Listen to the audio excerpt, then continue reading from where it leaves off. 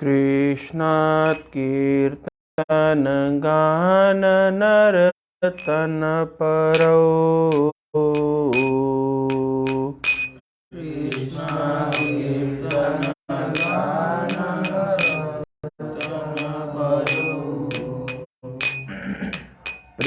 प्रेमामृतं वो निधि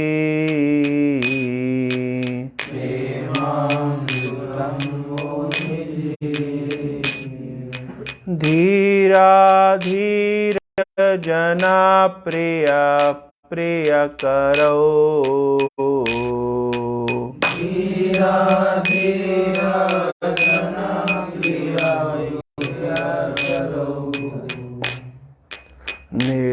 निर्मत्सरौ पूजितौ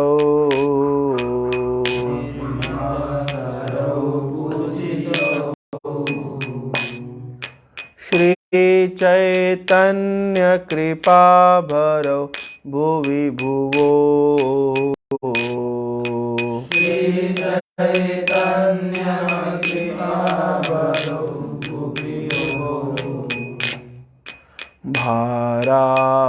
भारावहन्तारकौ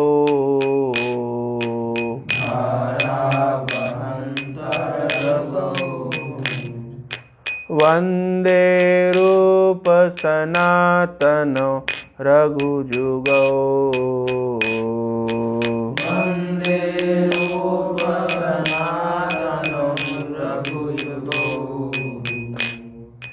श्रीजीव गोपालकौ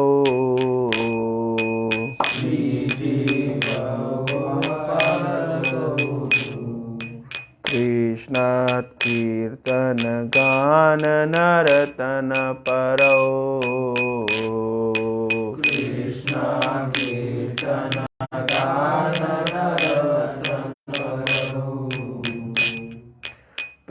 प्रेमामृतं वो निधि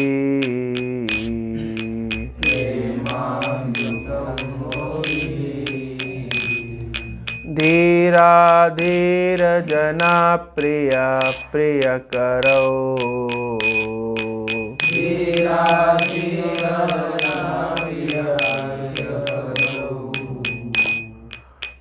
निर्मत्सरौ पूजितौ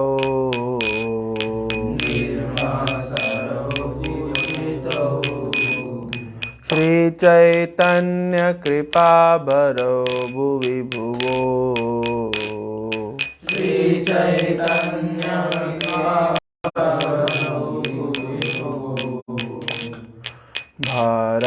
भारावहन्तारकौ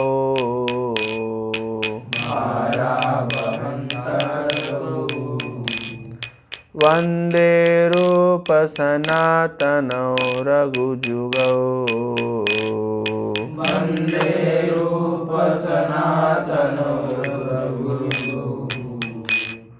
श्रीजीव गोपालकौ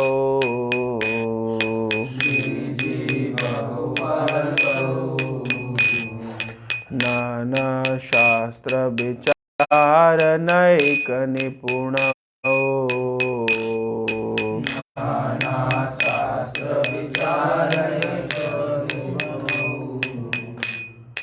सद्धर्म संस्थापकौ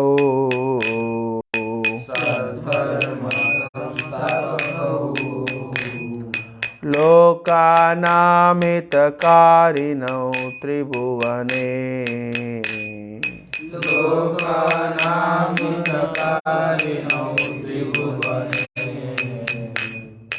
मान्यौ शरण्यकरौ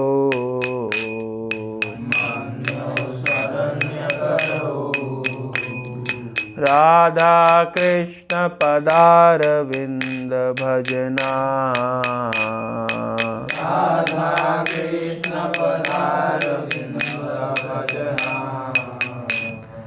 नंदेन मत्तलिकौ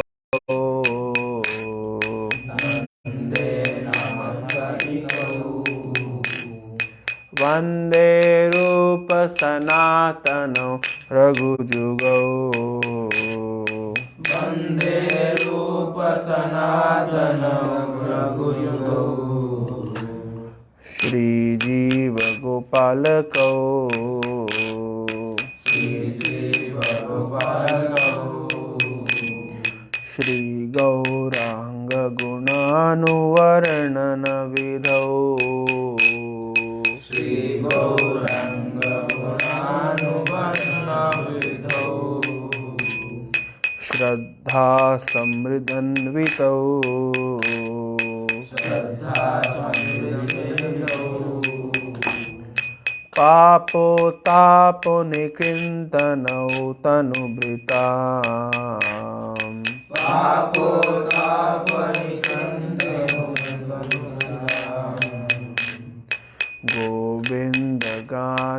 गोविन्दगानमृतैः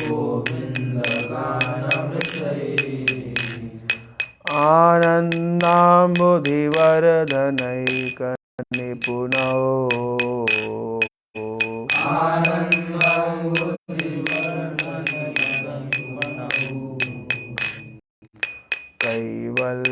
कैवल्यनिस्तारकौ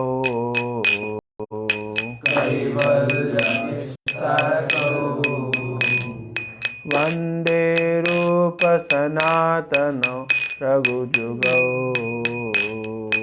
वन्दे रूप सनातन रघुयुगौ श्रीजीव गोपालकौ श्रीजीव गोपालकौ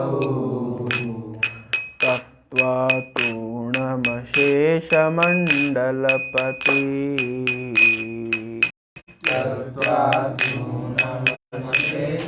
तत्त्वातूर्णमशेषमण्डलपति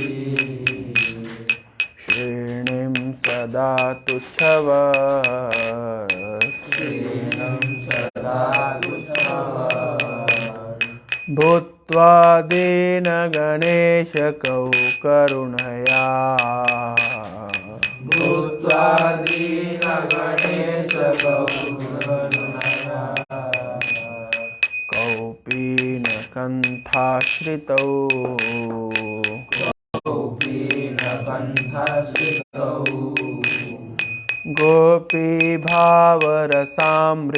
गोपीभावरसामृताब्धिलहरी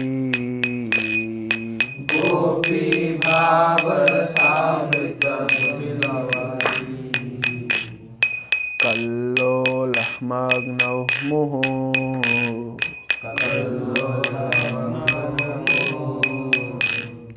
वन्दे रूपसनातनौ रघुजुगौ वन्दे रूप सनातन रघुयुगौ श्रीजीव गोपालकौ श्रीजीव गोपालकौ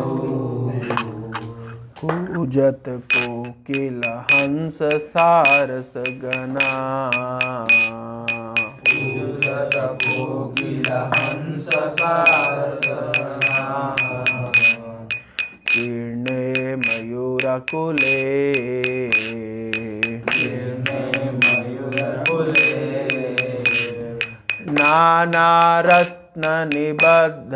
नानारत्ननिबद्धमूलबिटपा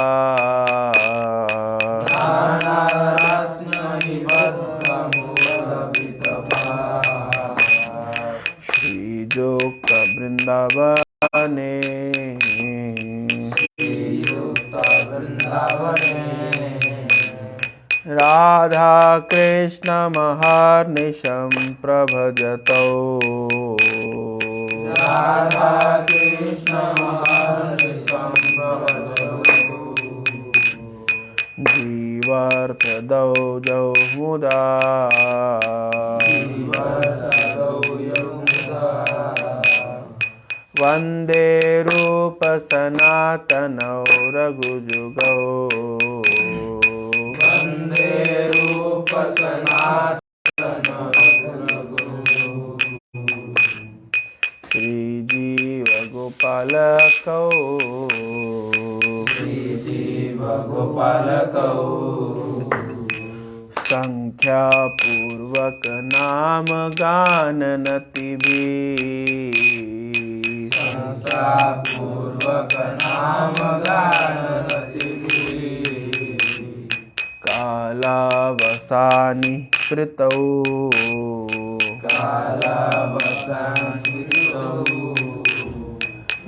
निद्राहार विहार कादि विजितौ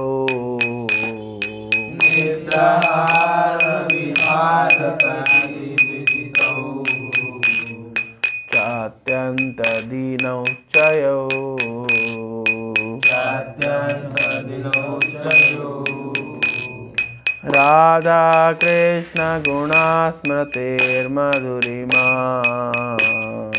राधा कृष्ण गुणा स्मृतिर्मधुरिमा नन्देन सम्मोहितौ नन्देन सम्मोहितौ वन्दे रूप सनातनौ रघुजुगौ वन्दे रूप सनातनौ रघुजुगौ श्रीजीव गोपालकौ श्रीजीव गोपालकौ राधा कुंड तटे कलिंदितनया राधा कुंड तटे कलिंदितनया तीरे चाबंसी बटे तीरे चाबंसी बटे प्रेमोन्मादवसाद शेष दशया प्रेमोन्मादवसाद शेष दशया ग्रस्तौ प्रमतौ सदा ग्रस्तौ प्रमतौ सदा गायन्तौ च कदा हरिर्गुणवरम् गायन्तौ च कदा हरिर्गुणवरम् भावा विभौ मुड़ा भावा विभूतौ मुड़ा वन्दे रूप सनातनौ रघुजुगौ वन्दे रूप सनातनौ रघुजुगौ श्रीजीव गोपालकौ श्रीजीव गोपालकौ हे राधे ब्रज देविके चललिते हे राधे ब्रज देविके चललिते नंद सुनो कुता नंद सुनो कुता श्री गोवर्धन कल्प पाद पतले श्री गोवर्धन कल्प पाद पतले कालिंदी वन्य कुता कालिंदी वने कुता घोषन्तविति सर्वतो व्रजपुरे घोषन्ताविति सर्वतो व्रजपुरे खेदेर्महाविवलौ खेदर्महाविवलौ वन्दे रूप सनातनौ रघुजुगौ वन्दे रूप सनातनौ रघुजुगौ श्रीजीव गोपालकौ श्रीजीव गोपालकौ कृष्णात् कीर्तन गान नरतन परौ कृष्ण कीर्तन गान नरतन परौ प्रेमामृतम्भो निधि प्रेमामृतं बोधि धीरा धीर जना प्रिया प्रियकरौ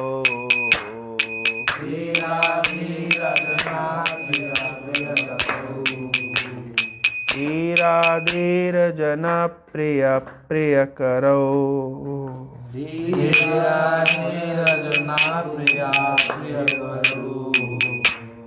निर्मत्सरौ पूजितौ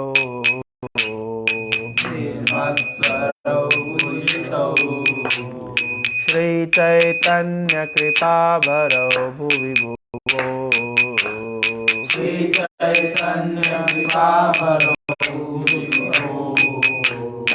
भारावन्तारकौ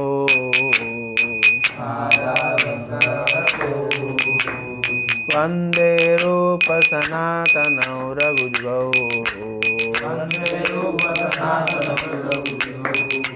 श्रीजीव गोपालकौ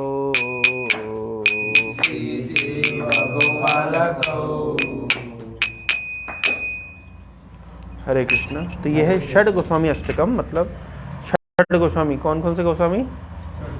अच्छा वो चेक करना आवाज़ आ रही है कि नहीं आ रही है। षड गोस्वामी कौन कौन है? वंदे हम नमस्कार करें किसको? रूप सनातन, यानी रूप गोस्वामी को और सनातन गोस्वामी को। रघु जुगव, रघु जुगव मतलब रघुनाथ दास गोस्वामी और युगव मतलब दो, तो दो रघु को नमस्कार करें। और श्री जीव जीव गोस्वामी को नमस्कार कर रहे हैं और गोपाल को, गोपाल को दो गोपाल है, गोपाल भट्ट गोस्वामी। हाँ नहीं, एक जीव गोस्वामी और गोपाल भट्ट गोस्वामी। ठीक है, टोटल कितने हो गए? 6। रूप गोस्वामी, सनातन गोस्वामी, रघुनाथ दास गोस्वामी, रघुनाथ भट्ट गोस्वामी, जीव गोस्वामी और गोपाल भट्ट गोस्वामी। हम 6 को प्रणाम करते हैं, तो इसको कहते हैं षड गोस्वामी अष्टकम। 6 गोस्वामियों को प्रणाम करने के लिए अष्टक लिखा गया है। तो अभी कुछ दिन हम लोग हमारा क्या कहते हैं शुष्काष्टकम अब नहीं करेंगे, अब ये चलने देंगे। अब उसको ऐसे नहीं गाना है आपको, मतलब जैसे पढ़ना है। जैसे एक एग्जाम्पल देता हूँ, है ना। नाना शास्त्र विचार नैक निपुणौ,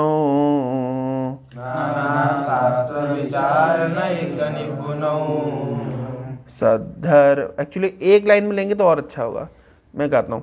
नाना शास्त्र विचार नैक निपुणौ, सद्धर्म संस्थापकौ।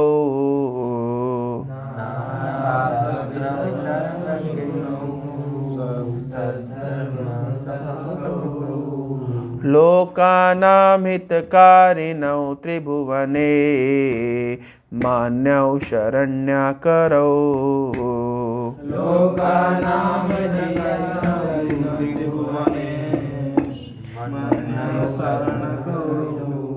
राधा कृष्ण पदारविंद भजना, नंदेन मत्तालिकौ।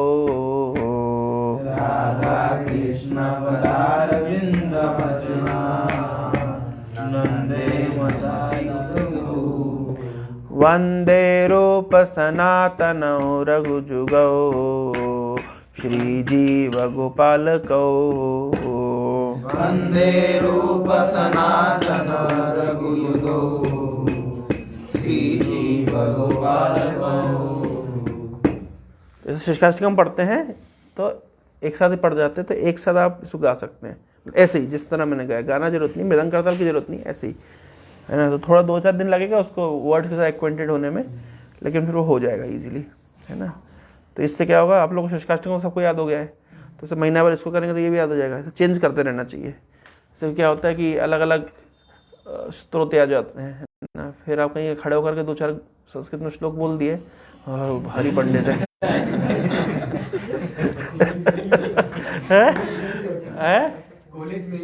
कॉलेज यही करते हैं क्या? ऐसी लड़कियों को इम्प्रेस करते हैं क्या? है पुरुषोत्तम जोक सुना सुना करके।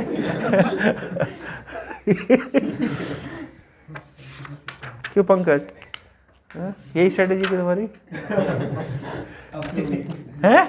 अब से होगी है? अच्छा, हम बोलते ना धनम, लेकिन एक्चुअली क्या चलता है मन में? धनम। ना जन्म जन्म, ना सुंदरीम सुंदरी।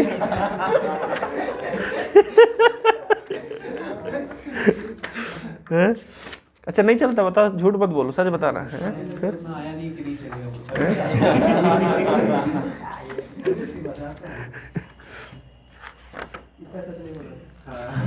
है? इतना सच नहीं बोल रहा था।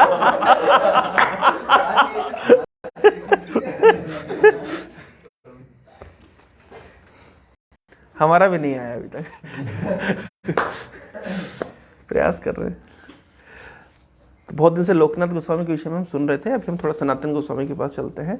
चैतन्य चरितामृत में सनातन गोस्वामी, रूप गोस्वामी का इतिहास बहुत अच्छे से वर्णन है। तो चैतन्य महाप्रभु वृंदावन की ओर जाने के लिए प्रयास करते हैं। तो ओम अज्ञानतिमिरान्धस्य ज्ञानाञ्जनशलाकया चक्षुरुन्मीलितं येन तस्मै श्री गुरुवे नमः। नमो विष्णुपादाय कृष्णप्रेष्ठाय भूतले श्रीमते भक्तिवेदांत स्वामिनिति नामिने। नमस्ते सारस्वती देवे गौरवाणी प्रचारिणे निर्विशेष शून्यवादी पाश्चात्य देशतारिणे। श्री कृष्ण चैतन्य प्रभु नित्यानंद श्री अद्वैत गदाधर शिवासादि गौर भक्तवृंद।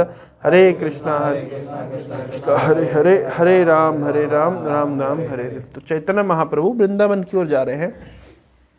कहाँ से? जगन्नाथपुरी से। तो चैतन्य महाप्रभु का आविर्भाव हुआ, प्रकट हुए नवद्वीप में, और उसके बाद 24 साल की उम्र में संन्यास लेकर के जगन्नाथपुरी आ गए। जगन्नाथपुरी में चैतन्य महाप्रभु, उसके बाद में लगभग 6 साल, जैसा कि मैंने बताया था, दक्षिण भारत की और अन्य स्थानों की यात्रा की है,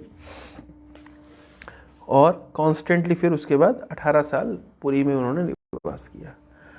तो चैतन्य महाप्रभु जब पहली बार जगन्नाथपुरी से वृंदावन की ओर जा रहे थे, तो जब महाप्रभु चले तो उनके पीछे हजारों लोग चल रहे हैं, जैसे मानो समुद्र पूरा इस तरीके से मनुष्यों का, मतलब भक्तों का समुद्र ऐसे चल रहा है।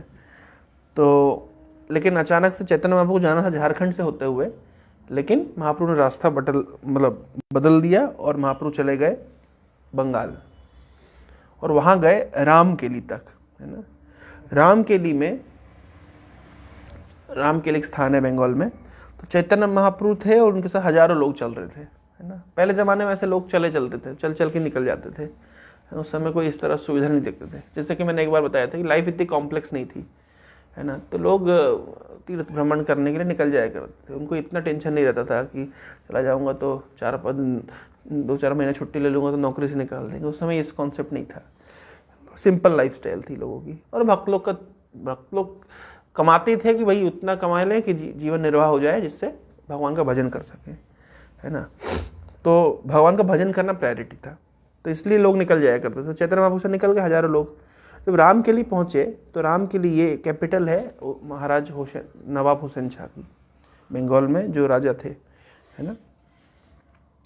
तो जब रामकेली पहुँचे तो रामकेली में चैतन्य महाप्रभु से मिलने के लिए आए सनातन गोस्वामी, रूप गोस्वामी। उनका नाम था साकर मलिक और दबीर खास। ये एक्चुअली टाइटल दिए गए थे, प्राइम मिनिस्टर और फाइनेंस मिनिस्टर। तो चैतन्य महाप्रभु को आकर के रामकेली वो बोलते हैं कि महाप्रभु, आप इतने हजारों लोगों के साथ जगन्नाथपुरी जा रहे हैं, ऐसे वृंदावन जा रहे हैं, तो इतने हजारों लोग को ले जाना ठीक नहीं होगा, है ना। क्योंकि सरकार क्या समझेगी कि मेरे खिलाफ आंदोलन करने के लिए इतने हजारों लोग को लेके आए। तो इस तरीके से, लेकिन एक्चुअली चैतन्य महाप्रभु रामकेली की ओर क्यों मुड़ गए? क्योंकि उनको वास्तव में जो मेन लक्ष्य था, मेन जो प्लान था चैतन्य महाप्रभु का, वो था सनातन गोस्वामी, रूप गोस्वामी को उद्धार करना है ना। क्यों? तो for nothing in this world could deflect him from the path of Vrindavan dearer to him even then his own self. कुछ भी चैतन्य महाप्रभु को वृंदावन से अधिक प्रिय नहीं था। लेकिन फिर क्यों चैतन्य महाप्रभु रास्ता घुमा करके बंगाल की ओर चले गए?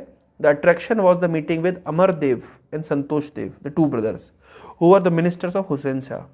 Amardev was the prime minister and Santosh Dev was the finance minister, and both were learned in Sanskrit, Farsi and Arabic. Both were pious and religious minded, even though they worked under a Muslim ruler. Both were equally respected by king and his subjects, Hindus as well as Muslims. What is more, both loved Krishna with all their heart and soul, and both had resolved to renounce the world and tread the path of bhakti under the guidance of Chaitanya Mahaprabhu. तो दोनों साकर मलिक, दबीर खास, इनका नाम था अमर देव और संतोष देव। तो ये नवाब हुसैन शाह के दरबार में प्रधानमंत्री और वित्त मंत्री की भूमिका पे थे, जो कि बहुत बड़ी पोजीशन होती, पदवी होती है।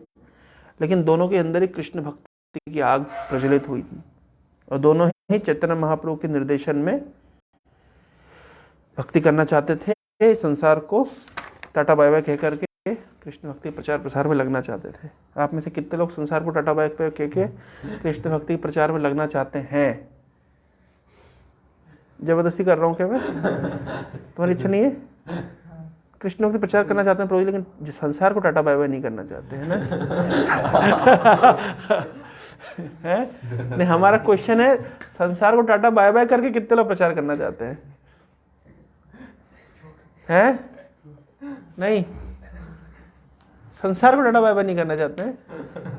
नहीं, आया नहीं है मतलब अंदर से थोड़ी ना आता है, पहले बाहर से लाना पड़ता है। जैसे अंदर है, जैसे अंदर आग है, जैसे मान लीजिए इसके अंदर आग है कि नहीं?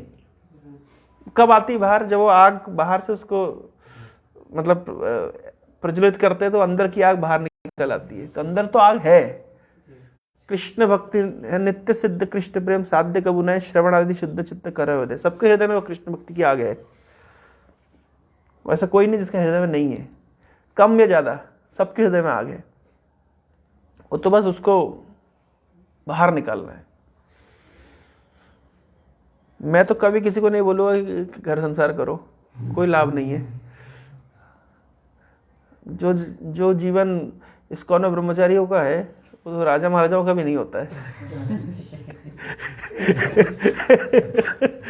अच्छा नहीं, बताओ है, मानते हो कि नहीं मानते? आप लोग क्या लगता है, क्या लगता है पंकज जी? राजा महाराजा तो पता नहीं, लेकिन इस्कॉन में तो बहुत सही है। बहुत सही है।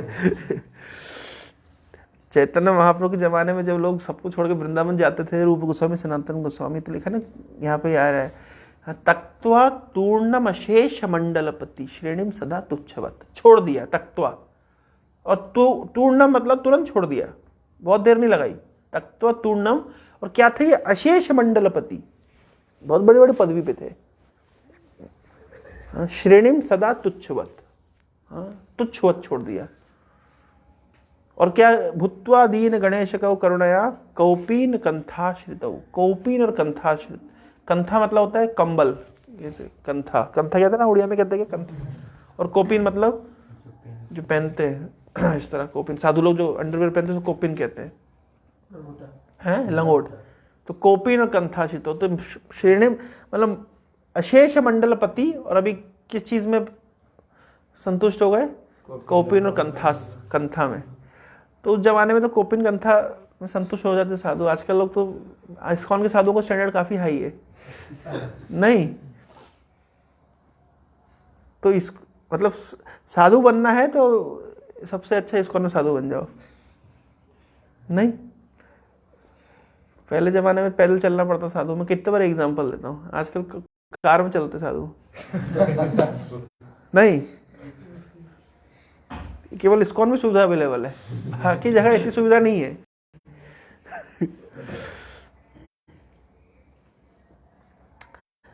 So both had written several letters to Mahaprabhu requesting him to help deliver them from the bondage of this world. तो यद्यपि ये राजा के दरबार में प्रधानमंत्री वित्त मंत्री की भूमिका पे थे, लेकिन ये लेटर लिखते थे चैतन्य महाप्रभु को, अब आइए हमारा उद्धार करिए किसी तरीके से। And Mahaprabhu had written in reply, Krishna will deliver you soon. Krishna तुम्हारा उद्धार करेंगे। You should for the time being remain in the world and attend to your worldly duties, but keep your mind all the time with Krishna, just as a woman who loves a man other than her husband. बहुत अच्छा example Chaitanya Mahaprabhu दिए। चैतन्य महाप्रभु ने कहा कि अभी तुम अपने जो भी पोजीशन पर हो, सनातन गोस्वामी रूप गोस्वामी को कहा, अमर कोश और संतोष देव, अमर देव और संतोष देव जो उनका पूरा प्रीवियस नाम था, ये साकर मलिक के दबीर खास जो उनके टाइटल्स थे, उनको कहा कि कृष्ण बहुत जल्द तुम्हारा उद्धार करेंगे, तब तक क्या करो? तब तक जो तुम्हारी मेटेरियल रिस्पॉन्सिबिलिटीज उसको अच्छे से निभाओ। और कितना अच्छे से निभाओ? कितना अच्छे से निभाओ? हर वक्त कृष्णा याद है। मेटेरियल रिस्पॉन्सिबिलिटी किस तरह से निभाओ? कृष्ण तो स्मरण करो ही, लेकिन मेटेरियल रिस्पॉन्सिबिलिटी बहुत अच्छे से निभाओ। उसका बहुत अच्छा उदाहरण दिए चैतन्य महाप्रभु। क्या उदाहरण दिए? जैसे मान लीजिए कोई पति पत्नी है और पत्नी किसी अन्य पुरुष से प्रेम करती है, होता है ना ऐसा, मूवीज में देखा है। नेटफ्लिक्स में देखा है? हैं? सच में होता है कि नहीं होता? ऐसा होता है ना, न्यूज में देखा है? अरे हाँ, ये भुवनेश्वर है क्या? दिन में 4 केस सॉल्व करता हूँ मैं ऐसे। तो उस केस में क्या होता है, जो पत्नी किसी अन्य पुरुष से प्रेम करती है तो वो घर के काम को इतना अच्छी तरह करती है ताकि किसी को कानो कान खबर भी ना हो पाए, है ना? तो उसी तरीके चैतन्य महाप्रभु कह रहे हैं कि तुम अपनी मेटरल रिस्पॉन्सिबिलिटी उसी तरह निभाओ, लेकिन कृष्ण से वैसे ही प्रेम करो किसी को कानो कान खबर ना हो पाए, है ना? तो कृष्ण कॉन्शियसनेस का मतलब कभी ये नहीं होता कि अपनी मेटरल रिस्पॉन्सिबिलिटीज में केयरलेस हो जाए, है ना? ऐसा नहीं कि मतलब उस दिन क्लास हो रही थी तो आप लोग क्लास में भाग ले सकते हैं। ट्यूसडे को फैसिलिटेटर क्लास होती है, तो उसमें बहुत अच्छे अलग अलग डिवोटी से आते हैं, बहुत अच्छी बात बताते हैं। आए थे ब्रजेंद्र कृष्ण, बहुत अच्छी पॉइंट बताए। आप थे क्या उस क्लास में? थे? हाँ पूरे, हाँ लास्ट में ज्वाइन हुए थे। तो उन्होंने बड़ा एक अच्छा एग्जाम्पल दिया कि प्रभुपाद जी के ज़माने, प्रभुपाद एक बार मायापुर जा रहे थे कलकत्ता से, तो जो कार ड्राइव कर रहा था बहुत तेज़ ड्राइव कर रहे थे, बहुत तेज़ ड्राइव कर रहे थे। तो प्रभुपाद ने कहा इतना तेज़ क्यों ड्राइव कर रहे हो, हाँ तुम्हें एक्सीडेंट का डर नहीं लग रहा? तो बोले, तो वो भक्त आंसर था, प्रभुपाद कृष्ण हमारे साथ है। बोले 55 की स्पीड में कृष्ण भी उतर जाता है गाड़ी से।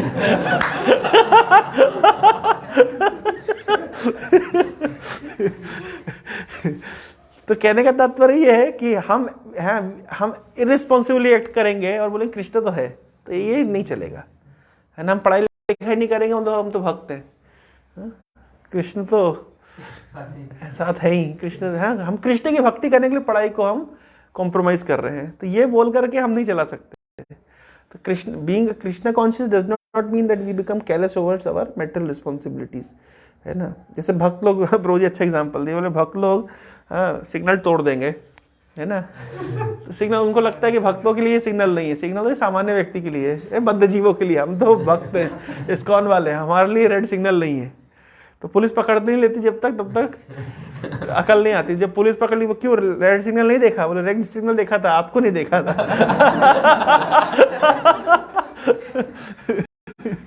तो इसलिए कभी कभी ये देखा जाता है कि जब कृष्णा कॉन्शियसनेस में, है ना, हम लोग थोड़ा सा केयरलेस हो जाते हैं हमारी मेटरल रिस्पॉन्सिबिलिटीज को लेकर के, लेकिन चैतन्य महाप्रभु का कहना है ऐसा नहीं करना चाहिए। चैतन्य महाप्रभु ने क्लियरली इंस्ट्रक्शन दिया है कि मेटरल रिस्पॉन्सिबिलिटी को उसी तरह अच्छे से निभाना चाहिए जैसे एक पत्नी जिसको किसी अन्य पुरुष से प्रेम हो गया, लेकिन वो अपने घर के काम को बड़े अच्छे से करती है ताकि किसी को कानो कान खबर ना हो पाए। दूसरा एग्जाम्पल दिया जाता है कि जब गांव में गोपियां चलती हैं, है ना, तो एक मटका, दूसरा मटका, तीसरा मटका, 4-5 मटके सिर पे रख लेती हैं। वो बात भी करेंगी, सबसे ऐसे हिलते हिलते झूमते नाचते जाएंगी, मटके गिरेंगे नहीं। क्यों? वो कॉन्स्टेंट जो फोकस है मटकों के ऊपर है। तो इस तरीके से भक्ति करने का अर्थ है कि हम सब कार्य करते हैं, लेकिन हमारा जो कॉन्स्टेंट फोकस है वो भक्ति के और भगवान के ऊपर रहना चाहिए। जो लोग जब प्रश्न पूछते हैं कि अरे फोकस भगवान के ऊपर रखे तो अपना काम कैसे कर सकते हैं, भगवान ने गीता में अर्जुन को क्या कहा? माम अनुस्मर युद्धस्य च, मेरा कॉन्स्टेंटली स्मरण करते हुए युद्ध करो। तो यार अब भगवान युद्ध पे ध्यान दें कि आपका स्मरण करें? नहीं, दोनों चीज करो। तो ये एक आर्ट है, योगः कर्मसु कौशलम। सुना ये वर्ड, इस फ्रेज गीता में आता है, योगः कर्मसु कौशलम। इसका अर्थ क्या होता है? सब लोग अपना अपना अर्थ निकालते हैं। इसका सही अर्थ ये है, कर्मसु कौशलम। कौशल मतलब एक्सपर्टीज, है ना, कौशल, स्किल, स्किलफुल, फाइन। तो कर्म कब कौशल बनता है वास्तव में? जब वो योगा, जब वो युक्त है भगवान से। योगः कर्मसु कौशलम। कोई भी कर्म को अल्टीमेटली, मतलब क्या बोलते हैं, परफेक्ट कौन बनाता है? क्या मतलब? योगा। जब वो योग की चेतना में किया जा रहा है, यानी भगवान को से लिंक होने की चेतना में किया जा रहा है, उसको कहते हैं योगा कर्मसु कौशलम। तो चैतन्य महाप्रभु इस प्रकार से आंसर दिए, है ना। तो Chaitanya Mahaprabhu reached Gauda and stopped at Ramkeli, place near capital for the rest, है ना, रेस्ट के लिए रुके। उस समय अमर और संतोष मिलने के लिए चैतन्य महाप्रभु से आए, है ना, और चैतन्य महाप्रभु को आकर के उन्होंने प्रणाम किया। चैतन्य श्री दीजिए मेरे को वेदा, पॉकेट वेदा हो, पॉकेट वेदा है, वेदा बेस, ठीक है, लाओ। तो एक फ्रेज, एक वो बता करके मैं टाइम हो गया एक क्या हो गया तुम लोग इतना इतने लॉक लगा के रखते हो हैं लोग कितने लॉक लगाते हैं मतलब व्हाट्सएप के अंदर भी लॉक लगाएंगे पता नहीं ऐसे कौन सा काम कर रहे हैं जो लॉक लगाना पड़ता है हैं पंकज फौजी तुम कौन से ऐसे करोड़ों रुपए का ट्रांजैक्शन कर रहे हो पेन ड्राइव में भी लॉक है पेन ड्राइव खोले तो लॉक होता है ऐसा क्या डाल के रखा है हैं छापा मारना पड़ेगा एक बार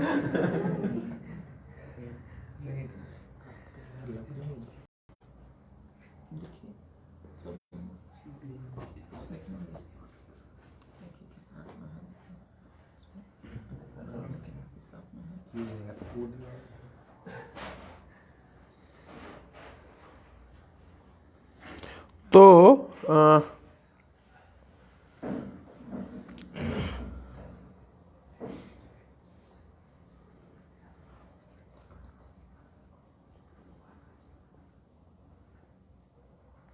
एक मिनट तो ये मैं देखता हूँ इसको हम निकाल लेते हैं एग्जैक्टली चैप्टर नंबर याद नहीं है मीटिंग ऑफ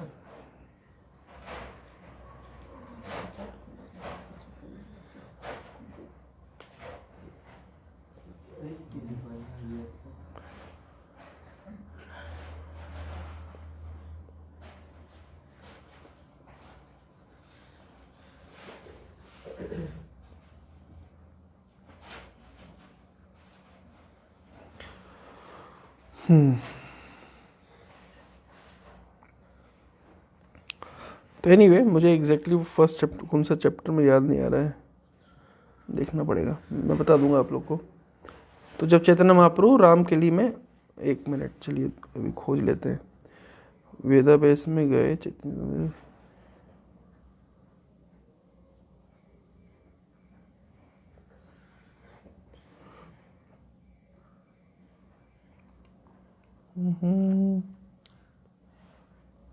सर्च कैसे होगा पॉकेट वेदा किसी के पास नहीं है किसी के पास भी नहीं है सेल्फी ले रहे हो क्या हैं एक मिनट चलिए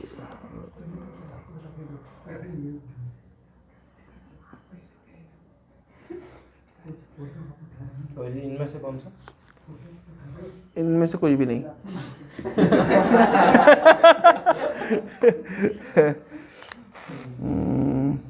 एनीवे चलिए छोड़िए मैं उसको बता दूंगा मैं एग्जैक्ट चैप्टर है ना मैं एग्जैक्ट चैप्टर आपको बता दूंगा बहुत इंटरेस्टिंग उसमें छोटा बुक चलो मिल गया मध्य लीला 19.3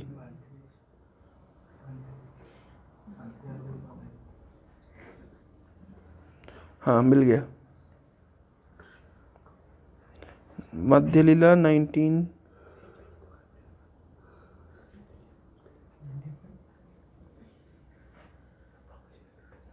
यस मिल गया चलो मध्य लीला 19 चैप्टर आ जाओ मिला मध्य लीला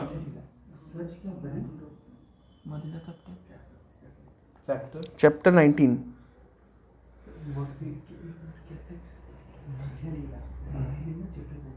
चैतन्य चैतामृत में मध्य लीला चैप्टर 18 पे आओ अभी मिल जाएगा 18 पहले करते हैं ना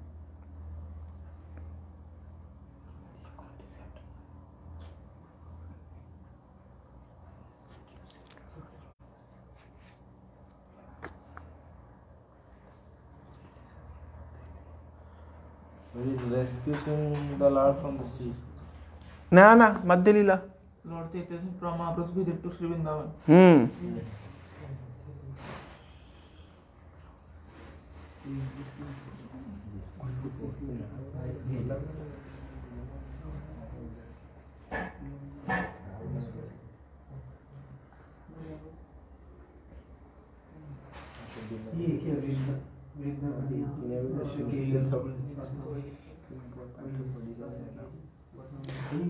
नहीं एक्चुअली 19 चैप्टर में है लॉर्ड चैतन्य इंस्ट्रक्ट रूप गोस्वामी है लेकिन एक मिनट,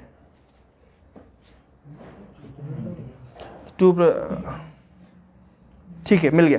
इसी पे आओ, 19 चैप्टर पे आओ, ठीक है 19 चैप्टर देखो, चैतन्य महाप्रभु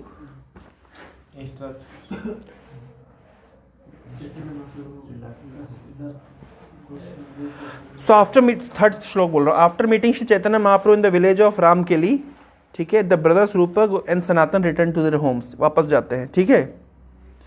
the two brothers devised a means whereby they could give up their material activities, for this purpose they appointed 2 brahmans and paid them a large amount of money.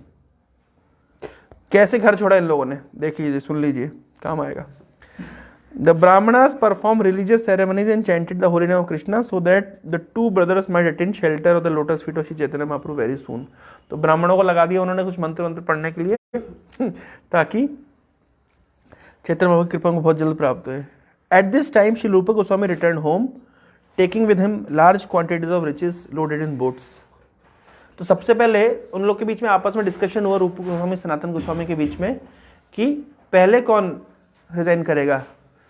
तो उन्होंने डिसाइड किया कि पहले भाई फाइनेंस मिनिस्टर और prime minister, तो किसकी responsibility कम होती है, फाइनेंस मिनिस्टर की, तो उन्होंने कहा पहले फाइनेंस मिनिस्टर को रिटायर होना चाहिए। तो रूप गोस्वामी रिटायरमेंट लिए, taking with him large quantity of riches loaded in boats, खूब धन था उनके पास। कितना धन था, बोट्स, काफी कई बोट्स भर के। And Shri Rupa Goswami divided the wealth that he brought back home, तो उन्होंने सबको बांट दिया। कैसे बांटा, 50% charity to Brahmanas and Vaishnavas, 50% donation. क्या स्टैंडर्ड है, 50% जॉब करेंगे तो क्या स्टैंडर्ड है, 50% इस्कॉन वालों का है, ठीक है। हैं बोलते हैं हम पूरा इस्कॉन में ही रह जाएंगे। देखो सिस्टम समझ लो, जिनको गृहस्थ बनना है उनके लिए 50% डोनेशन है, ठीक, और जिनको ब्रह्मचारी होना है उनको 100% डोनेशन देना है। तुम्हें रखना क्यों है फिर, किस चीज़ के लिए रखना है? जब तुमको शादी करनी नहीं है, परिवार चलाना नहीं है, तो तुमको रखने की जरूरत क्या है, रखने की कोई जरूरत नहीं है। और जिसको चलाना है परिवार, तो 50% इस्कॉन वालों को देना है, नहीं तो प्रचार कैसे होगा। प्रभु जी कोई 10,000 कमा 10,000 कमा 5,000 देगा, 50% है। क्या होगा फिर 5,000 10,000 में भी क्या होगा 10,000 में भी क्या होगा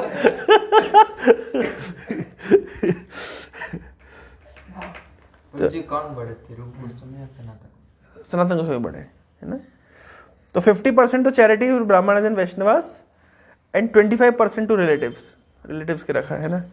एंड 1/4 वेल्थ जो बचा हुआ है वो किसी के पास सिक्योर करके रख दिया इंश्योरेंस पॉलिसी में, है ना। He kept this for personal safety and because he was expecting some legal complications, बाद में काम आ सकता है, कुछ समस्या आ सकती है, इसलिए उन्होंने 25% बचा के रखा फ्यूचर के लिए।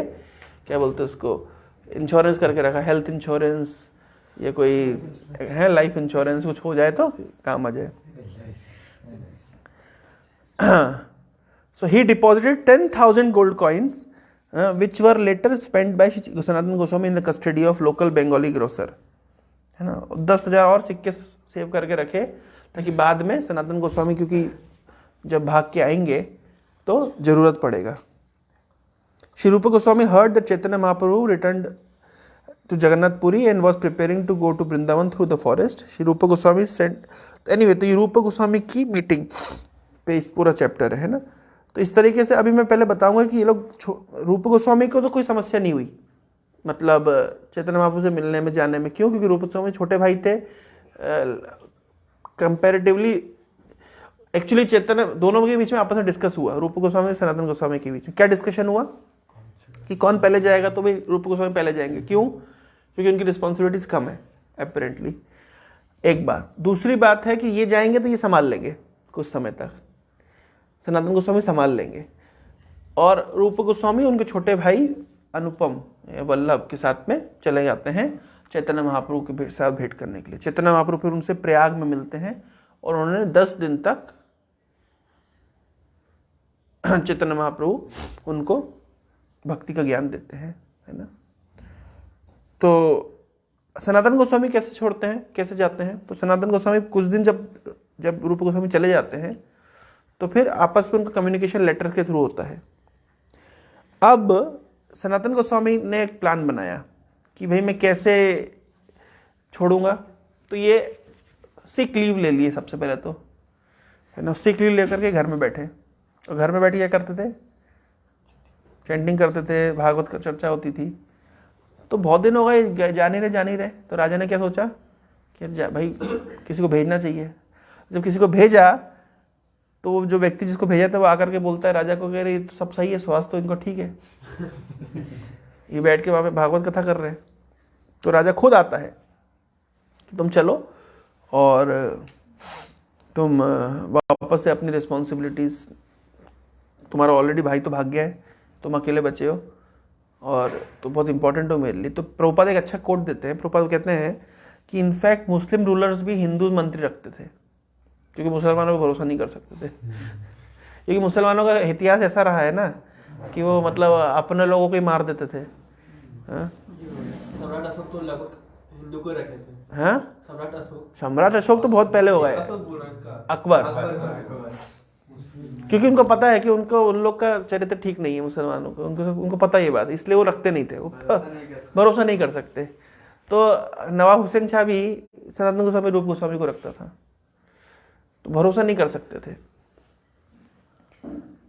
और कितने इतिहास में कितने ऐसे अपने भाई को मार दिया, अपने बाप को मार दिया, मतलब इसमें कौन, मतलब इन लोग का नेचर ही ऐसा है। मैं उस दिन भी कई बार एग्जांपल दी, कल बता नहीं था मैं, अकबर, बहरम खां, मतलब वो तो बाप के जैसा ही ना। बाप हुमायूं के बाद तो अकबर को बहरम खां ने मतलब पाला, उसी को मार दिया, मरवा दिया। मतलब देखिए आप, तो मैं कहीं पढ़ा था कि वो खुद के घर शादी का ताकि उनका प्रॉपर्टी उनके पास ही रहे, किसी और पास नहीं जाए, उन्होंने खुद के घर पे शादी करा। ये इंटरेस्टिंग है। ये आज तक ऐसा होता है। हालांकि इसके बहुत सारे मतलब जेनेटिकल डिसऑर्डर्स हो जाते हैं, लेकिन हैं क्या, हाँ। तो ये मतलब ट्रेंडिंग है। इनफैक्ट अभी ऐसा बताया जा रहा है कि पाकिस्तान में मतलब आपको वो उन्नत ब्रेन नहीं मिल रहे हैं, क्योंकि उनके वो मामा चाचा के चक्कर में ही वो पूरा वही हो गया है। तो ऑल सब जेनेटिक डिसऑर्डर हो गया है। एनीवे, तो प्रभुपाद ने इस तरह बताया एक कोटेशन में कि मुस्लिम रूलर्स भी हिंदूज को ही अपॉइंट करते थे एज अ मंत्री, क्योंकि वो मुस्लिम्स के ऊपर भरोसा नहीं कर सकते थे। तो लेकिन नवाब हुसैन शाह ने बहुत रिक्वेस्ट किया सनातन गोस्वामी को कि आप मेरे को हेल्प करो, परंतु, और ये पर्टिकुलरली उस मोमेंट में सनातन गोस्वामी ने नवाब हुसैन शाह को छोड़ा जिस समय वो प्लान करा था उड़ीसा में अटैक करने के लिए। ठीक है, तुम कुछ भी करो, कहीं भी अटैक करो, ठीक है, लेकिन उड़ीसा में अटैक करने का मतलब है तुम जगन्नाथ जी पे अटैक करोगे, मंदिरों पे अटैक करोगे, तो वो चीज़ मैं तुम्हें सपोर्ट नहीं कर सकता। तो इसलिए सनातन गोस्वामी ने उस पर्टिकुलर मोमेंट में उनका ये सही समय है, मुझे छोड़ देना चाहिए। तो सनातन गोस्वामी को नवाब हुसैन शाह ने बहुत इंड्यूस किया, लेकिन नहीं माने, तो बाद में जेल में डाल दिया। क्या करते, क्योंकि कुछ दिन बाद अकल आ जाएगी, तो जेल में डाल दिया। जेल में सनातन गोस्वामी ने जो जेल में जो, क्योंकि तो मिनिस्टर थे तो सबको जानते हैं, इनका तो अच्छा एक इन्फ्लुएंस है। तो जेल में जब डाला तो जो जेल का जो जेलर था वो भी एक मुस्लिम था, तो उसको बड़े प्रेम से इंड्यूस किए। ये लोग बहुत एक्सपर्ट है, देखो, धीर अधीर जना प्रिय प्रिय करो, मतलब धीर व्यक्ति हो अधीर व्यक्ति हो, सबके साथ कैसे बात करना है। मतलब बुद्धू नहीं थे कि मतलब बहुत मतलब भक्त है तो बिल्कुल गाय की तरह सीधे है, संसार के बारे में कुछ नहीं जानते, ऐसा नहीं था। दे वर एक्सपर्ट्स, कैसे किसको इंड्यूस करना है। आप सब गोस्वामी की लीला में देखेंगे, रघुनाथ दास गोस्वामी की लीला में देखेंगे कैसे वो इंड्यूस करते थे, सनातन गोस्वामी की लीला में देखिए, उनको पता था कैसे पॉलिटिक्स कैसे करने, डिप्लोमेसी करने को सब पता था। लेकिन सब कुछ कृष्ण की सेवा में कैसे लगा सकते हैं ये भी आता था। योगा कर्म सु कौशलम, सारे कर्म को कैसे योग में लगा सकते हैं, भगवान की सेवा में लगा सकते हैं, सारे कर्मों को कैसे भगवान से युक्त कर सकते हैं, उनको आता था। In fact politics and diplomacy. अच्छा, क्या पॉलिटिक्स भगवान की सेवा में नहीं लग सकती? महाभारत तो पूरा ऑल अबाउट पॉलिटिक्स है, और पूरी पॉलिटिक्स भगवान की सेवा में लगाने के लिए है। उससे बड़ा पॉलिटिक्स हो ही नहीं उससे बड़ा पॉलिटिक्स हुआ ही नहीं है, तो वो भी भगवान की सेवा के लिए। तो पॉलिटिक्स भी भगवान की सेवा में लग सकता है, हिपोक्रेसी भी भगवान की सेवा में लग सकती है, डुप्लिसिटी, सारी चीजें जिनको हम गलत मानते हैं वो भगवान की सेवा में लग सकती है। तो उन्होंने सनातन गोस्वामी ने कैसे इंड्यूस किया है, उन्होंने बड़ा इंटरेस्टिंगली उन्होंने कहा देखो मैं तो मक्का जाके पीर बनना चाहता हूँ, है, लेकिन मेरे को ऐसे जेल में डाल दिया है तो मुझे खोल दो। तो बोले मैं कैसे खोल दो भाई, मेरे को जो राजा मार डालेगा।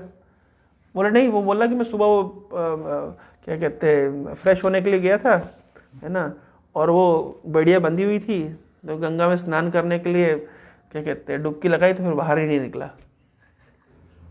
तो पहले तो वो माना नहीं, तो फिर ये लालच दिए, इनको पता है गोल्ड कॉइन सेव करके रखे हैं फ्यूचर के लिए, बुद्धिमान है। तो वो 10,000 जो सिक्के सेव करके रखे हैं उन्हें इंड्यूस किया 100 सिक्के दूंगा।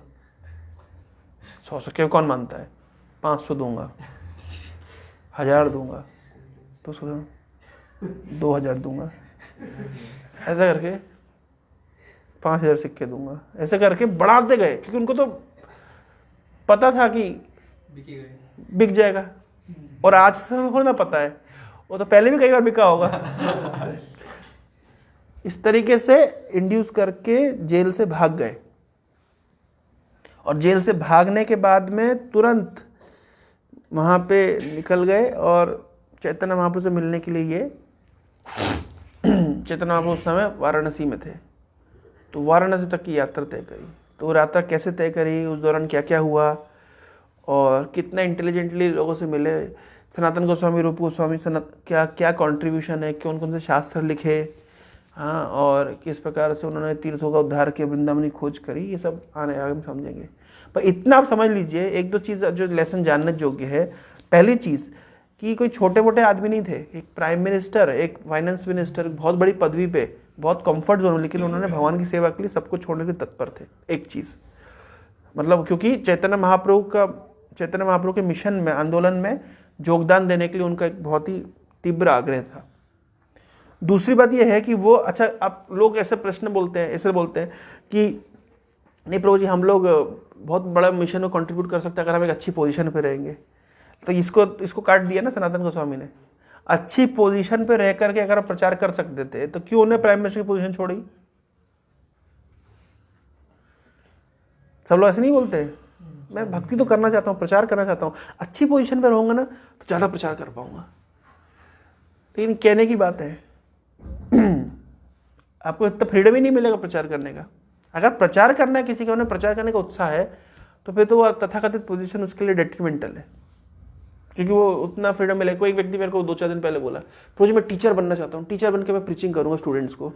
मैंने कहा देख भाई सुन, मैंने बहुत सुने हैं ऐसे केस, और मैं कितने स्टूडेंट मेरे काउंसलिंग जो टीचर्स हैं उनके साथ कैसे प्राइवेट कॉलेजेस, प्राइवेट उसमें या सरकारी में, जैसे मान लीजिए आपकी सर है यहाँ पे, बेचारे कितना संघर्ष करते हैं, उनको कुछ करने की फ्रीडम है, करताल तो बजा नहीं सकते हो कॉलेज में, किसी को बोल नहीं सकते आप। IIT में कुछ थोड़ा प्रोग्राम कुछ हुआ तो वो बोल दिए दूसरे लोग, अरे रिलीजियस प्रोग्राम हो रहा है, तो बेचारे प्रोफेसर चुप, आप प्रोग्राम नहीं कर सकते आप। तो कौन ये कह रहा है कि हम टीचर बन करके प्रचार कर सकते हैं? अरे भाई, आप सिस्टम में ऐसे हैं कि आपको दूसरे लोग दबा देंगे, चाहे वो प्राइवेट इंस्टीट्यूशन हो, चाहे वो गवर्नमेंट इंस्टीट्यूशन हो। तो ये जो बोलते हैं हम टीचर बन के प्रचार करेंगे, टीचर बन के, एक हमारा स्टूडेंट, वो अपने बच्चे को कुछ कृष्णा कॉन्सेप्ट बता दिया, माला पकड़ा दी, उसके घर वाले पहुंच गए सीधे प्रिंसिपल के पास, ये क्या कर रहे हैं? वो बेचारा कुछ नहीं कर सकता। आप उसको अपनी नौकरी की तलवार लटकती कब गिर जाए। तो जब हम बोलते हैं कि हम एक अच्छी पोजीशन पे, मैं IAS बनूंगा और मैं प्रीचिंग करूंगा, तो भाई तुम देखो कितना IAS कर पा रहे प्रीचिंग, इतना सरल है। तो प्रीचिंग करने के लिए सबसे अच्छा है ISKCON में ज्वाइन कर जाओ और खुल के प्रचार करो, कोई बोलने वाला नहीं, कोई डर नहीं। और दूसरी जगह पे आप प्रीचिंग को सपोर्ट कर सकते हैं। डायरेक्ट प्रीचिंग करना बड़ा मुश्किल होता है, ऐसा नहीं कर सकते, मैं ये नहीं कह रहा नहीं कर सकते, पर जितना हम देखते हैं कि डायरेक्ट प्रीचिंग हम करना, उतना इन्वॉल्व होना मुश्किल होता है ना, आपको टाइम ही नहीं मिलेगा उतना, आपकी रिस्पॉन्सिबिलिटी इतनी रहेगी।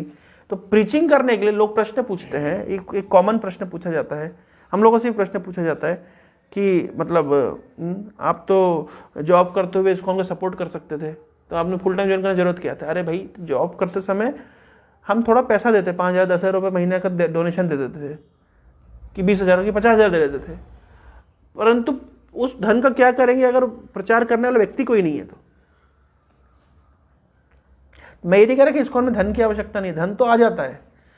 देखिए, आप इस रसोईया आप किसी से करा सकते हैं, क्लीनिंग आप किसी से करा सकते हैं, पूजा आप किसी से करा सकते हैं, ये सब चीज़ों के लिए आप पेड लेबर रख सकते हैं, पेड डिवोटी रख सकते हैं, पैसा दे करके आप करवा सकते हैं।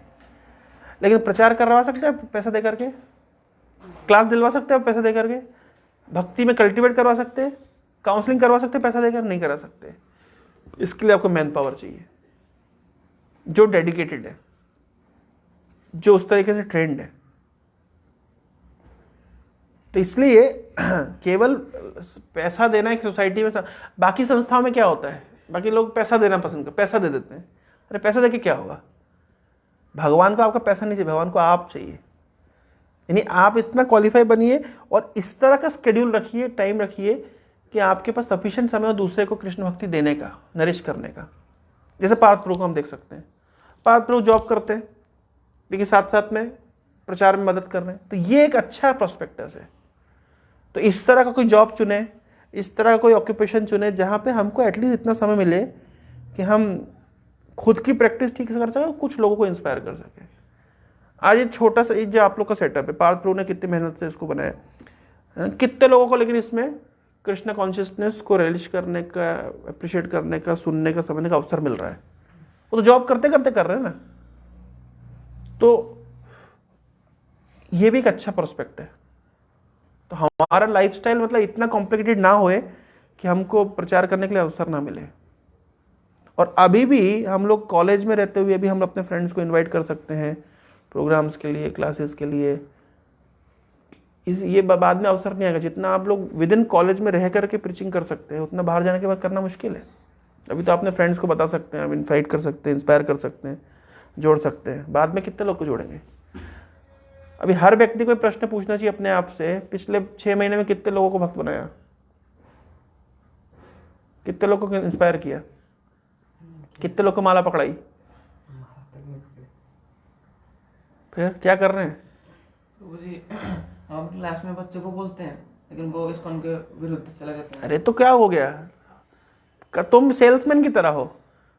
कुछ लोगों ने नहीं खरीदा तुम्हारा प्रोडक्ट तो कोई तो खरीदेगा ना। ये तुमको ऐसे फेरी वाले जैसे आवाज लगाना है, जैसे लगा रहा ना, ये तुम्हें आवाज लगाना है, कस्टमर पहुंच जाएंगे।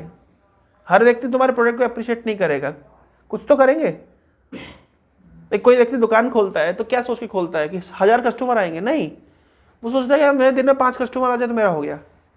तो जी ऐसा भी होता है कि कभी कभी कुछ बंदे मतलब कुछ बच्चे मतलब एक्सप्रेस होते हैं लेकिन कुछ ऐसे नेगेटिव ऐसा बोल देते हैं कि वो सोचते हैं कि उनका चेंज होता है परफेक्टली। अरे कितना भी नेगेटिव बोले, प्रसाद तुम खिला दो, गुलाब जामुन एक मुंह में डाल दो, जो नेगेटिव बोल रहा है उसके मुंह में डाल दो, वो बंद हो जाएगा बोलना, और जो सुन रहा है उसके मुंह में डाल दो, उसको ध्यान नहीं रहेगा।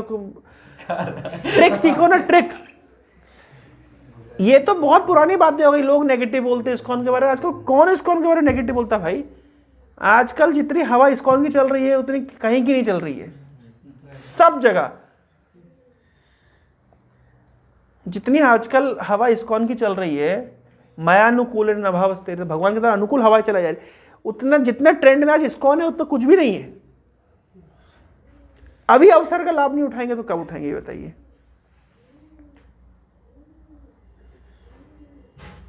अभी लाभ नहीं उठाओ तो कब उठाओगे? और डर क्या है मुझे समझ नहीं आता। तुमको कृष्णा कॉन्शियसनेस को प्रेजेंट करना है, समस्या क्या है? तो इतना जानते हो, इतनी क्लासेस सुनी हुई है, रिपीट मार दो 2-4 पॉइंट्स।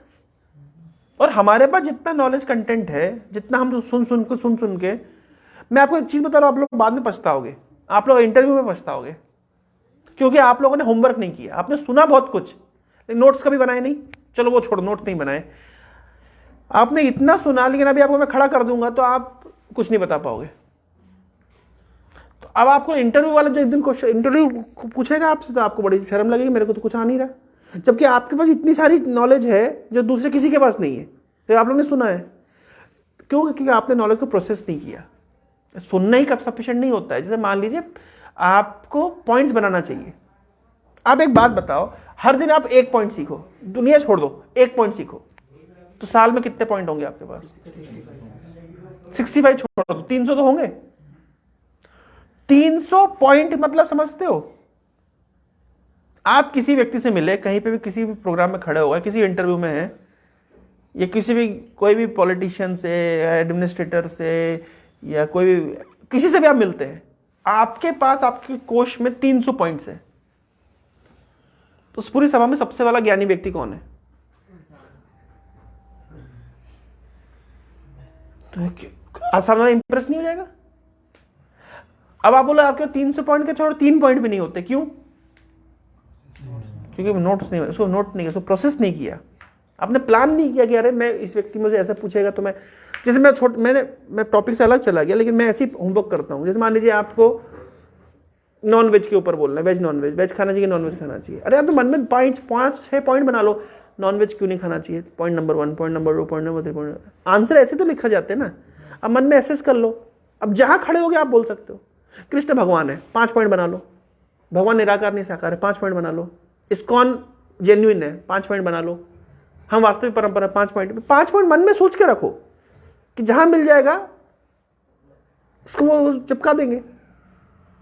हरे कृष्ण जपना चाहिए, 5 पॉइंट मन में बना लो, क्यों जपना चाहिए। एक रेगुलेटेड लाइफ जीना चाहिए, क्यों जीना चाहिए, 5 पॉइंट मन में बना लो। सब चीज, सब प्रकार के प्रश्न मन में सोचो, आंसर मन में सोचो, और हर आंसर को पॉइंट वाइज 5 पॉइंट बना लो, ज्यादा नहीं, बहुत ज्यादा रटने जरूरत नहीं, 5 पॉइंट मन में ध्यान रखो, तुम जहां खड़े हो जाओगे उसको प्रीच कर दोगे। अभी क्या है ना, आप लोग सुनते बहुत सारा है, मैं देखा कल भी आप लोग क्लास में थे, आज भी आप लोग क्लास में बहुत कुछ सुन रहे हैं, लेकिन जब देने के समय दे क्यों नहीं पाते? प्रोसेस नहीं किया ना। अब बहुत पढ़ने वाला व्यक्ति सफल नहीं होता एग्जाम में वो सफल जिसको एग्जाम का आंसर लिखना आता है। बोर्ड में क्या सिखाते थे? जितना इंपॉर्टेंट पढ़ना है, समझना है, उससे ज्यादा इंपॉर्टेंट है बोर्ड में आंसर कैसा लिखना है। जो यूपीएससी की तैयारी कर रहा है, जो आईएएस बनना चाहता है, तो उन लोग के लिए ज्ञान तो जरूरी है ही, पर उस ज्ञान को कैसे प्रेजेंट करना वो भी जरूरी है। कैसे आप आंसर लिखोगे कि जो चेक करने वाला वो इंप्रेस हुए, बस। तो वो कल मेरे साथ इंसिडेंट हुआ, मुझे कल मेरा इंटरव्यू था, मुझे पूछा गया कि सर्कल का वॉल्यूम क्या होता है। मैंने उसे बता दिया वॉल्यूम क्या होता है, कि वॉल्यूम सर्कल का होता ही नहीं है। तो मैंने प्रोसेस नहीं किया, सीधा उसको आंसर दे दिया, क्योंकि पहले किया हुआ है, पहले होमवर्क किया हुआ है, प्रोसेस किया है, तो तुमने प्रोसेस किया है ना, तुमने तुरंत दिमाग लगा दिया सर्कल तो यार 2 डायमेंशनल स्पेस में होता है, इसका वॉल्यूम हो ही नहीं सकता। मैंने बोल दिया वॉल्यूम है, वॉल्यूम है। हाँ, उसको सोचा नहीं, बोल दिया, बाद में मैं निकला बाहर, तो सोचा कि वो 2 एक्सिस में होता तो हो नहीं सकता। मैं ये बता रहा हूं, हमारे जितने आचार्य हुए हैं ना, इन लोगों ने बहुत प्रोसेसिंग करी है। नाना शास्त्र विचार अनेक निपुणों सद्धर्म संस्थापकों, नाना शास्त्रों में विचार करके उन्होंने उसमें निपुण थे, एक्सपर्ट थे। ये लोग कितने लैंग्वेज में, फारसी, अरबी, संस्कृत, हिंदी, इंग्लिश, बंगाली सब जानते थे। उस जमाने में इंग्लिश पहुंच चुकी थी। सनातन गोस्वामी, रूप गोस्वामी के समय में अंग्रेज भारत में एंट्री कर रहे थे, 1-2 पहुंच चुके थे, तो उनको अगर अंग्रेजी आती तो उसमें कोई अपवाद नहीं है। इतनी भाषाओं में प्रखर थे। प्रभुपाद जी की बायोग्राफीज को देखिए आप, मैं तो मतलब भारी इंप्रेस होता हूँ, मतलब क्या प्रभुपाद जी का इंटेलिजेंस लेवल है। तो अब हम लोग प्रभुपाद जी के फॉलोवर है, तो हम लोग बुद्धू क्यों बने रहेंगे? ये आता कहाँ से प्रभु? प्रोसेस करना पड़ता है ना। इतना सारा नहीं, उतना सारा नहीं कर रहा ना। अब यही तो मिसकंसेप्शन बहुत ज्यादा है। मैं कहता रहा हूं कि हर चीज के ऊपर 5 पॉइंट बना लो, ज्यादा नहीं।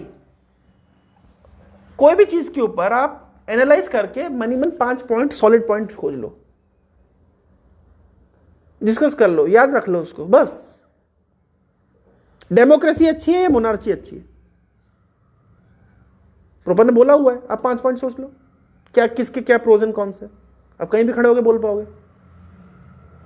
मेरा जनरल अवेयरनेस बहुत वीक था, बहुत वीक, बहुत कोई इंटरेस्ट नहीं था। तो मैं 2011 में एनडीए मेरा सिलेक्शन हुआ था, मतलब एनडीए मैंने रिटर्न निकाला था, तो एसएसबी के लिए मेरे को जाना था, सर्विस सिलेक्शन बोर्ड। तो दिल्ली में एक कोचिंग थी, 14 दिन की कोचिंग थी वो, 7 दिन में 2 भाग में किया। मैं नाम बोले, बहुत अच्छा उसका कोचिंग था, एक आर्मी रिटायर्ड, मैं नाम बोल के, बहुत अच्छा इंस्टीट्यूशन था। तो मैं 14 दिन के लिए गया था, तो 7 दिन तो 7 दिन में उन्होंने 7 दिन एक जनरल अवेयरनेस का 1-1 घंटे का उन्होंने क्लास लेते थे, ठीक है, जीके का। उस 7 दिन की जो क्लास है 1-1 घंटा मतलब 7 घंटे, लेकिन उन्होंने जो भी कॉन्सेप्ट समझाया कि कैसे जियोपॉलिटिकल सिचुएशंस है, कैसे इकोनॉमिक्स के लेकर कुछ कुछ पॉइंट्स बता दिए, पॉलिटिक्स को लेकर कुछ पॉइंट बता दिए, देश के अंदर इंटरनल क्या चल रहा है, एक्सटर्नल क्या चल रहा है, बॉर्डर रिलेटेड इश्यूज क्या चल रहे हैं, दूसरे देशों में क्या हो रहा है, मतलब हर चीज़ का उन्होंने, मतलब करंट अफेयर्स को उन्होंने छोटे छोटे फैक्ट्स और उन्होंने डिस्कस किया, उन्होंने पॉइंट बता दिया, इतना इंटरेस्टिंग तरीके से समझाया। वो दिन और आज के दिन में मेरे को उस जनरल अवेयरनेस के प्रति रुचि आने लगी, ये तो मेरे को रुचि नहीं थी। तो क्या उनकी विशेषता थी, उन्होंने चीज़ों को पॉइंट वाइज पॉइंट समझाया और एक इंटरेस्टिंग तरीके से समझा दिया। उसके बाद से मेरे को इन चीज़ों में रुचि आने लग गई कि पहले मेरे को बिल्कुल रुचि नहीं थी।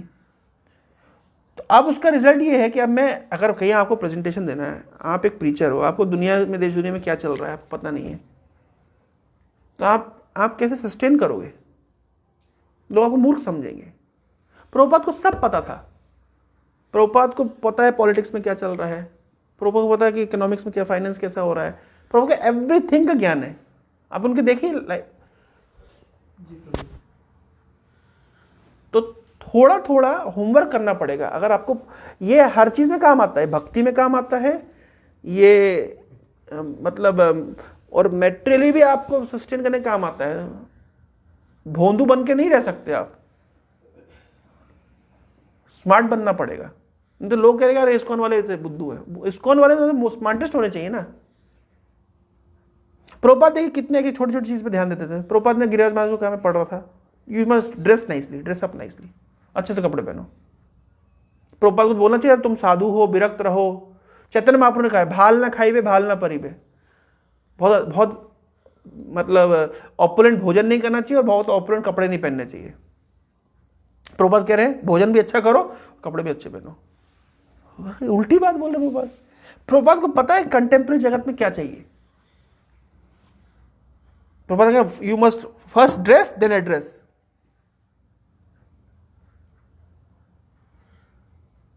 तुम इस्कॉन को रिप्रेजेंट कर रहे हो, प्रभुपाद को रिप्रेजेंट कर रहे हो, कृष्ण को रिप्रेजेंट कर रहे हो, that must be first class, no compromise. Prabhupada का हर काम फर्स्ट क्लास स्टैंडर्ड का। पता है आपको, जब जुहू मंदिर कंस्ट्रक्शन चल रहा था तो देखा कि कंस्ट्रक्शन क्वालिटी अच्छी नहीं आ रही, तो प्रभुपाद ने L&T कंपनी को लगाया, पूरा मंदिर L&T कंपनी ने बनाया। और मतलब नॉर्मल जो कॉन्ट्रैक्टर से बनवाते थे उससे डबल ट्रिपल खर्चा था, लेकिन नहीं, हम काम करें क्वालिटी का, 100 सालों के लिए हो रहना चाहिए, कृष्ण के लिए हो रहा है। तो L&T कंपनी का अगले 10 महीने तक आपको हर महीने हमको 7 लाख रुपए देना है। तो प्रभुपाद ने अपने पूरे विदेश में जितने बुक डिस्ट्रीब्यूटर, फंड रेजर सबको बोल दिया, जो फंड रेज करो, जो बुक करो, जो प्रॉफिट आए सब जुहू में भेजो, मुझे 7 लाख रुपए चाहिए। प्रभुपाद का तरीका ही अलग था। और आप जुहू मंदिर आज जाके देखिए, अद्भुत, हर चीज प्रभुपाद जी की फर्स्ट क्लास। तो आप ये देखिए, और ये प्रभुपाद ने पूर्ववर्ती आचार्यों के आप लाइफस्टाइल में देखेंगे, हर चीज फर्स्ट क्लास, हर चीज नो कॉम्प्रोमाइज, प्यूरिटी में कोई कॉम्प्रोमाइज नहीं, ज्ञान में कोई कॉम्प्रोमाइज नहीं। सनातन गोस्वामी का आप एक नेचर देखेंगे कि वृंदावन में सबके साथ एक उनका एक प्रेम का रेसिप्रोकेशन है, क्योंकि सबसे बड़े हैं, एक एल्डर है, एल्डरली है, सबका पिता के स्वरूप देखते हैं, हर एक से मिलते हैं, जुलते हैं, बातचीत करते हैं, उनका ख्याल रखते हैं। यही चीज़ हम प्रभुपाद जी के लाइफस्टाइल में भी देखते हैं, हर छोटी छोटी चीज़ का ध्यान रखते हैं प्रभुपाद। ऐसे नहीं, केयरलेस नहीं है, रिलेशनशिप रखते हैं तो लाइफ लॉन्ग रिलेशनशिप रखते हैं, अच्छा रिलेशनशिप रखते हैं। आजकल भक्त लोग सोचते हैं रिलेशनशिप में क्या रखना जरूरत है, हमारा डोनेशन लो और उसको छोड़ दो।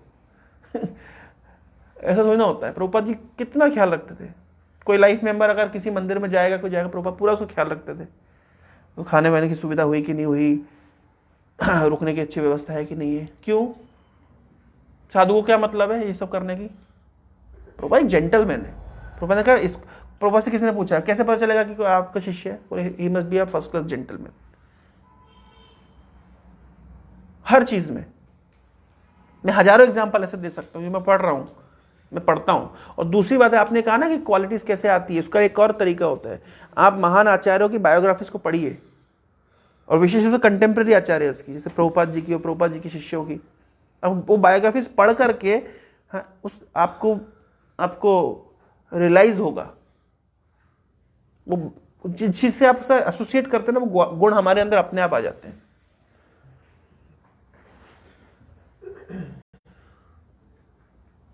तो होमवर्क करिए थोड़ा सा। आप लोग के अंदर बहुत सारी क्वालिटीज में देख रहा हूँ, बाकी सारे बेसों में आप लोग का बेस सबसे अच्छा चल रहा है अभी, मैं देख रहा हूँ। सब लोग एंथुजियास्टिक हैं और काफ़ी प्रोग्रेस हुई है। एक चीज़ में आप लोग को प्रोग्रेस करना पड़ेगा, वो है आप लोग को कृष्णा कॉन्शियसनेस प्रेजेंट करना सीखना पड़ेगा। और उसकी फील्ड आपके पास पड़ी हुई, इतनी बड़ी फील्ड है, नॉलेज आप लोग के पास है, लेकिन नॉलेज को थोड़ा सा एक्सेस करना पड़ेगा, कैसे मैं इसको प्रेजेंट करूंगा। मेरे से एक व्यक्ति ने क्वेश्चन पूछा कि अगर बोले कि प्रभु जी, अगर सब लोग ऐसे इस्कॉन वाले हरे कृष्णा बन जाएंगे तो संसार कैसे चलेगा? तो मेरे को इसका आंसर नहीं पता था। तो मैं अपने काउंसलर से पूछा, मैं कहा प्रभु जी, इस तरह एक बच्चे ने पूछा, तो बड़ा अच्छा आंसर दिया। देखो, आंसर सीखना कितना जरूरी है। उन्होंने कहा देखो, सब लोग हरे कृष्ण वाले नहीं बनेंगे, मतलब सब लोग फुल टाइम डिवोटी नहीं बनेंगे। उन्होंने उदाहरण दिया कि क्लासरूम में 100 बच्चे हैं, तो 100 में कुछ लोग बिजनेस करते हैं, कुछ लोग जॉब करते हैं, कुछ लोग पॉलिटिक्स में जाते हैं, लेकिन 100 में 2-4 तो होते हैं जो ये भी सोचते हैं मैं टीचर बनूंगा। तो सब तो टीचर नहीं बनते। तो इस तरह की सब लोग फुल टाइम डिवोटी नहीं बनेंगे, सब लोग फुल टाइम टीचर नहीं बनेंगे। कोई जॉब करेगा, कोई बिजनेस करेगा, कोई पॉलिटिक्स में जाएगा, कोई रिसर्च में जाएगा। लेकिन कुछ लोग सोचेंगे कि चलो मैं भी फुल टाइम डिवोटी बन जाता हूँ, मैं भी प्रचार करता हूँ। तो सब तो नहीं बन रहे। हम सबसे एक्सपेक्ट करते हैं कि वो हरे कृष्ण जपे, हम सबसे एक्सपेक्ट करते हैं कि वो भक्त बने, पर हम सबसे एक्सपेक्ट नहीं करते कि वो फुल टाइम डिवोटी बने। तो कितना अच्छा आंसर है ना, स्टैंडर्ड आंसर है, जिसको बोलो आप संतुष्ट। अब आंसर मुझे पता ही नहीं था। तो आंसर को लॉजिकली प्रेजेंट करना, सही से सही देना, और मतलब ये एक इंपॉर्टेंट कला है, ये आर्ट है। जैसे आर्ट हम सीखते हैं ना, ड्राइंग सीखते हैं, पेंटिंग सीखते हैं, क्राफ्ट सीखते हैं ना, तो आंसर देना भी सीखना चाहिए, प्रैक्टिस करना पड़ेगा।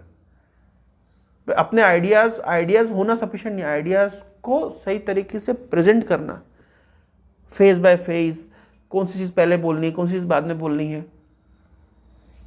ये अगर हम सीख पाएंगे तो ये हमारे हर जगह काम आएगा। ये सब मेरे को नहीं आता था। मैं अच्छा स्पीच नहीं दे पाता था, I was not an expert. ISKCON में आने के बाद चीज़ें मेरे को मतलब सीखने को मिली क्लैरिटी से। तो हमारे पास बहुत बड़ी संपदा है, उसको अगर हम उपयोग नहीं करेंगे तो लॉस हो जाएगा, है ना। इसलिए आप लोग से मेरा विनम्र निवेदन है, मेक सम क्वेश्चंस जो जनरली लोग पूछते हैं। प्रचार करेंगे तो आप लोग क्वेश्चन पूछे, उस क्वेश्चन नहीं आंसर दे पाएंगे, आओ डिस्कस करो, अच्छा आंसर प्रिपेयर करो, फिर जाके उसको देके आओ। आप देखेंगे अगर आप प्रेजेंट करेंगे लोगों को तो वो लोग जल्दी एक्सेप्ट करेंगे। अभी हम लोग कितने 1 2 3 4 5 6 7 8 9 10 11 12 लोग हैं। क्यों? एक व्यक्ति को और प्रचार करेगा, हम 12 के 24 हो जाएंगे। नहीं, कितना समय लगेगा 1 से 2 होने में? मैं पहले सीख जाने में, उसके बाद ऐसा नहीं होता है कि पहले मैं सीखूंगा बहुत दिन तक, उसके बाद प्रेजेंट। नहीं, साइमल्टेनियस होता है, साइमल्टेनियस होता है ना। चलो टाइम हो गया। जब एक आना शुरू हो जाएंगे तो कॉन्फिडेंस बढ़ जाएगा। तो करो, पहले प्रयास करो। पंकज जी, क्या टारगेट है? एक व्यक्ति को पकड़ के लाओ, एक व्यक्ति को भक्त बना के लाओ। प्रोसेस पे है प्रभु जी। खिला पिला रहे हो उसको, प्रसाद देते हो, फिर कैसे हैं? एक बार क्या होता है, कांस्टेंट डोज देना पड़ता है। तो जी एक जो मैं लेके आया था, वो एक आपका एक तो सेशन हुआ था, उसमें वो आपने कहा पेरेंट्स के बारे में थोड़ा सा बोल दिया था, उसको प्रिपेयर नहीं था सुनने के लिए, उसको शायद समझ नहीं आया कॉन्सेप्ट पूरा, तो वो